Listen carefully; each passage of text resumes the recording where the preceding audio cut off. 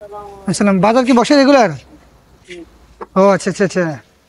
যাক, কি কি থাকে বাজারে? বাজারে আপাতত চাল আছে, আড়তের চাল? খালি আপাতত চাল আছে। শুধু চালের আড়ত কয়টা থেকে কয়টা? না, চালের নাই জায়গা, পেঁয়াজ রসুন আদা। হ্যাঁ, জনতার বাজার।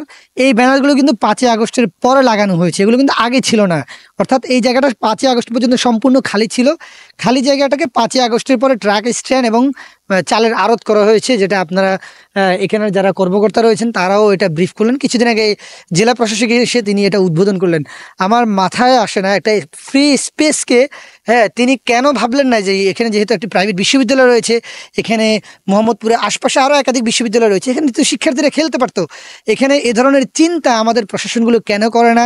এবং এটা সহ ঢাকা শহরের বিভিন্ন যে ফ্রি স্পেসগুলো রয়েছে, যে স্পেসগুলোতে মাঠ করা যায়, যে স্পেসগুলোতে বিনোদনের ব্যবস্থা করা যায়, সেই স্পেসগুলো উন্মুক্ত করা হোক। আজকে আমাদের 33 নম্বর ওয়ার্ডের আমাদের কোনো বিনোদন করার, বিশেষ করে আমাদের যে তরুণ ছাত্র সমাজ যারা আন্দোলন করেছে, সংগ্রাম করে, তাদের এখন মনোজগতের বিকাশের সময়, তাদের এখন মোরাল প্র্যাকটিসের জায়গা।